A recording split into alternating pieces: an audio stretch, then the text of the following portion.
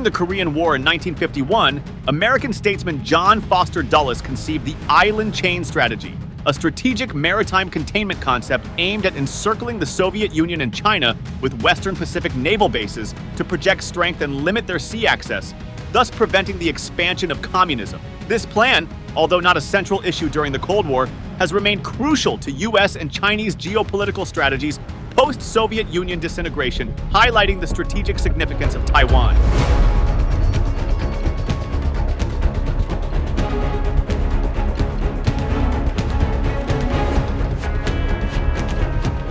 The strategy involves a series of islands stretching from Japan through the Philippines, Indonesia, and down to Australia, serving as strategic points for military bases and naval stations. Key U.S. locations include Yokosuka Naval Base and Kadena Air Base in Japan, Guam as a critical hub, and Taiwan, which is strategically positioned near China. China perceives this strategy as a threat, viewing it as an encirclement challenge to its sovereignty, especially concerning Taiwan, which it sees as a breakaway province. The U.S. commitment to Taiwan's defense under the Taiwan Relations Act further complicates relations. Thus, the island chain strategy continues to shape the power dynamics in the Pacific, serving U.S. interests in maintaining regional stability while raising security concerns for China. Let us get into the detail of the U.S. island strategy to contain China's rise. To maintain our capacity to resist any resort to force or other forms of coercion that would jeopardize our security or the social or economic system of Taiwan. China's rise over the past few decades has been nothing short of remarkable. Since beginning its economic reforms in 1978, China has achieved an average GDP growth rate of over 9% per year, with real GDP growth at 6.6% in 2018 and projected to fall to 5.5% by 2024, according to the IMF. This rapid growth has significantly increased China's global influence. Trade between the United States and China soared from $5 billion in 1980 to $578 billion in 2016, making China the United States' largest goods trading partner. Additionally, China's economic progress has enabled it to achieve all the Millennium Development Goals by 2015, contributing substantially to global development. China also leads the world in the gross value of agricultural and industrial outputs and has become a hub for innovation with companies like Huawei, Alibaba, and Tencent driving advancements in technology and e-commerce. The Belt and Road Initiative, BRI, further extends China's global influence by investing in infrastructure projects across Asia, Europe, and Africa, creating strong economic ties with participating countries. China's cultural exports, including movies, music, and cuisine, have gained worldwide popularity, while Confucius Institutes promote Chinese language and culture globally. واش اسلام باوران واش وشي خان يو زاي جيللسي واش وشي خان يو زاي جيللسي.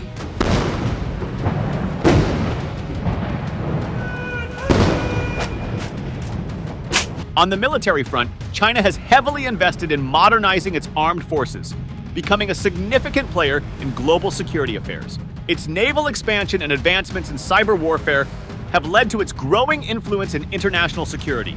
Overall, China's economic, cultural, and military advancements are a testament to its rising prominence on the world stage. China's growing assertiveness in the Western Pacific has significant implications for regional stability. The construction of military installations on reclaimed islands, the deployment of advanced missile systems, and aggressive naval patrols highlights Beijing's determination to assert its claims. These actions have sparked concerns among Southeast Asian nations and U.S. allies, who fear potential conflicts over contested territories. The increasing frequency of military encounters between Chinese and U.S. forces raises the risk of miscalculations that could escalate into larger confrontations, destabilizing the region.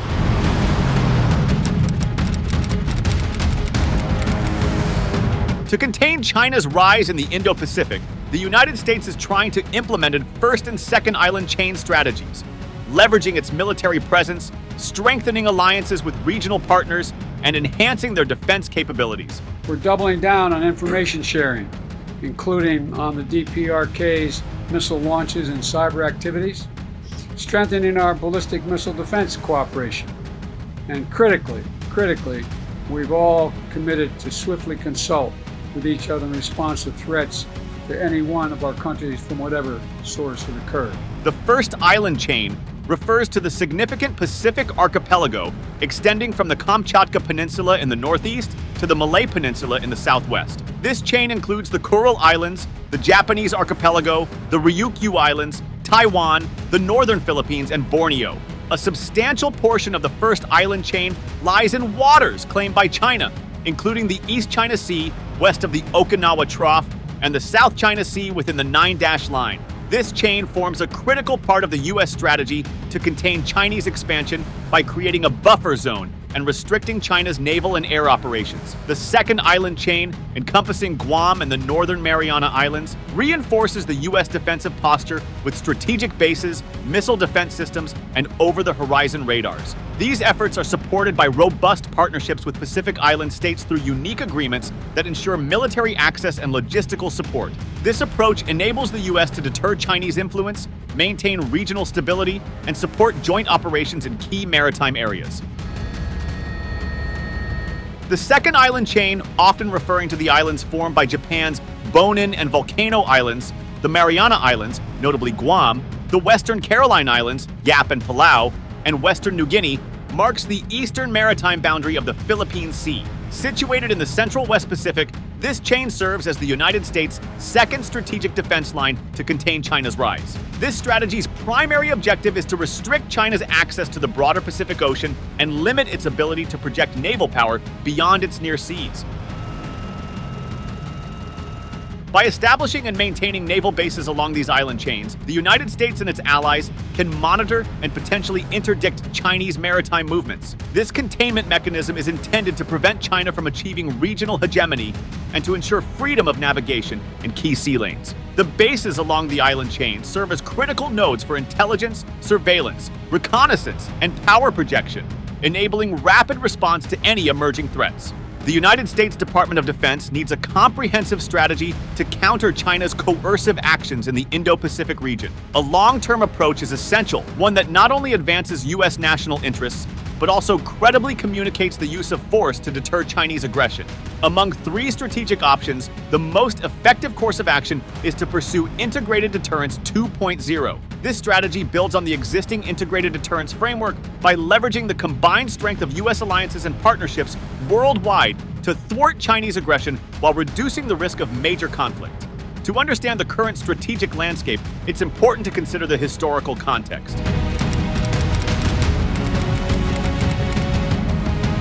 U.S. China relations began normalizing in 1972, but three pivotal events shifted China's strategic calculus: the 1989 Tiananmen Square protests, the 1991 U.S. military victory over Iraq. They are saying tonight it was the biggest military celebration in the nation's capital since World War II. And the collapse of the Soviet Union in 1991. These events signaled to China that its primary interest, regime survival, could be threatened by U.S. soft power or military superiority. Consequently, China adopted a strategy aimed at becoming a regional hegemon in the Western Pacific and challenging U.S. global primacy, seeking to transform the liberal world order into a realist zero-sum order. This shift has involved efforts to weaken U.S. alliances and increase China's own industrial, military, and economic output. To effectively deter China in the Western Pacific, the United States Department of Defense has three strategic options: active denial, indirect defense, and integrated deterrence 2.0. While each approach follows a different grand strategy and overlaps in certain areas, the ultimate goal is to maximize U.S. vital interests by preventing Chinese military action in the region. The most feasible and desirable long-term outcome for the U.S. is a suitable detente with China that leads to enduring peace in the broader Indo-Pacific area. Integrated Deterrence 2.0 aims to strengthen existing alliances and partnerships and forge new ones through knowledge exchange, development of cooperative capabilities, formulation of coherent plans, and integration of military actions. The 2022 U.S. Indo-Pacific strategy briefly addresses cyber defense cooperation, but lacks detailed plans for intelligence sharing for defense purposes. The teams are defending different industrial control system networks. There are actions that you can do on keyboard that affect physical actions. So you can turn switches off, you can turn the power off, you can turn things on, so that you may think that something is on or working or at a certain temperature, whereas in real life it may be totally opposite. Looking at the regional partners of the United States and its China containment strategy, Let's discuss Japan first. Japan has been increasing its defenses around the Ryukyu Islands, a strategic archipelago stretching from Kyushu to less than 100 miles from Taiwan, known as the Swift Wall. This effort began in 2016 and focuses on 4 key islands. The first base was established on Yonaguni, the closest island to Taiwan, followed by additional facilities on Amami Oshima and Miyako in 2019. A 4th base on Ishigaki is nearing completion. These bases, with the possible exception of Yonaguni, will host surface-to-air missile, SAM, and anti-ship cruise missile, ASCM units as part of the Archipelagic Defense strategy. Japan is upgrading its Type 03 SAMs to double their range to 100 kilometers and deploying advanced Type 12 ASCM batteries with a range of 200 kilometers. The deployment on Ishigaki is expected to be completed by 2023. The defense of Taiwan is crucial for maintaining the security of the first island chain, as well as protecting South Korea and Vietnam. If China were to take control of Taiwan, it would breach the first island chain and significantly shift the military balance of power in Asia its own favor. The People's Liberation Army Navy plan could then move directly into the Philippine Sea, jeopardizing Japan's southern flank and complicating cooperation with coalition defenses. Taiwan's current defense strategy, however, seems to diverge from the asymmetric approach of archipelagic defense. Instead of focusing on coastal defense, Taiwan has invested in 108 American M1A2 Abrams tanks and is building 8 submarines, despite lacking prior expertise in submarine design and construction. These investments may not be the most effective use of resources compared to deploying unmanned underwater vehicles, UUVs, and smart mines backed by acoustic detection systems. There are growing. Former Japanese Prime Minister Shinzo Abe articulated this need, suggesting that the U.S. should clearly declare its commitment to defend Taiwan. As China's military power grows, the ambiguous U.S. policy contributes to regional instability by encouraging China to underestimate U.S. resolve in the wake of Beijing's aggression. South Korea, with its strategic location and advanced military capabilities, could play a key role in defending the northern region of the first island chain. Despite historical tensions, South Korea and Japan are resuming joint military drills, including missile warning and anti-submarine warfare, ASW exercises. However, Chinese media often describe South Korea as the weakest link in the U.S.'s network of regional allies, given its vulnerability to Chinese missiles and its geopolitical isolation due to its land border with North Korea. In the event of war, South Korea's fleet could be targeted and its ports blockaded by the PLA, with the additional threat of North Korean aggression. As such, Archipelagic Defense does not assume South Korea's involvement in the coalition. Next, Australia plays a vital role as a staging ground for U.S. forces moving to forward positions in the Western Pacific Theater of Operations, WPTO. Significant construction is underway at Darwin's northern port, Larrakia Defense Precinct, and Royal Australian Air Force bases Darwin and Tyndall to support the U.S. Air Force, Navy, and Marine Corps. This includes the construction of 11 large fuel tanks with a capacity of 80 million gallons. Discussions are also reportedly ongoing about basing American long-range bombers at Tyndall Air Base. Australia's vast territory offers opportunities for dispersing forces and developing high-fidelity training areas for coalition troops, enhancing the archipelagic defense strategy. Indian Prime Minister Narendra Modi and U.S. President Joe Biden announced the signing of the Master Ship Repair Agreements during Modi's visit to Washington, D.C. from June 21st to 24 last year. This agreement, finalized after over 7 years of negotiations, allows U.S. naval vessels operating in the Indian Ocean region to use Indian ports for maintenance and repairs. The pact comes at a crucial time as the U.S. seeks to expand its military presence in the Indian Ocean region, which extends from Australia's western coast to Africa's eastern coast. The move is a response to increased Chinese security operations in the region. Over the past decade, China has pursued a cohesive hybrid strategy to safeguard its economic and security interests in the Indian Ocean region, including expanding maritime exercises, conducting joint operations with Cambodia, 看到参演官兵高昂的士气、振奋的精神，相信本次联演一定能够安全顺利、圆满成功。 establishing footholds in Pakistan and other South Asian countries, and leveraging regional economic dependencies to advance its political goals. Notably, China maintains embassies in all 4 Indian Ocean island nations, namely Mauritius, Comoros, Sri Lanka, and the Maldives. The U.S. divides its activities in the Indian Ocean among three commands: Africa Command, Central Command, and Indo-Pacific Command, which oversees much of the region. To counter China's influence, the U.S. needs to strengthen ties with littoral states and expand its Pacific-oriented logistics network into the Indian Ocean under the Indo-Pacific Command.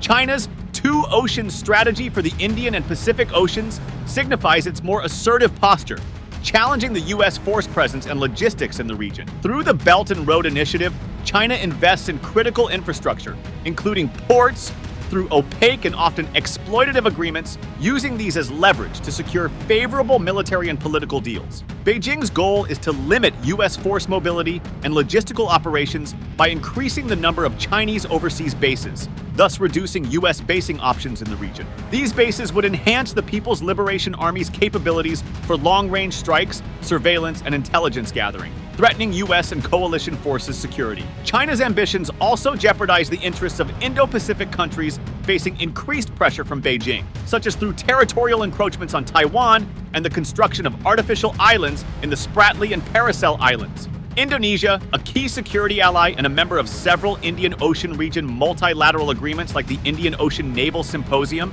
is generally considered a Southeast Asian state but plays a crucial role in regional security. Similarly, the Philippines holds a strategic position in the South China Sea, making it a vital partner for countering Chinese influence. As a longtime ally of the United States and a claimant in the South China Sea disputes, the Philippines is directly affected by China's aggressive territorial claims and military buildup, strengthening the U.S.-Philippines defense partnership, including through the Enhanced Defense Cooperation Agreement, which allows U.S. forces to rotate through and access Philippine bases, is crucial. This cooperation enhances joint operational capabilities and demonstrates a united front against potential Chinese influence in the region.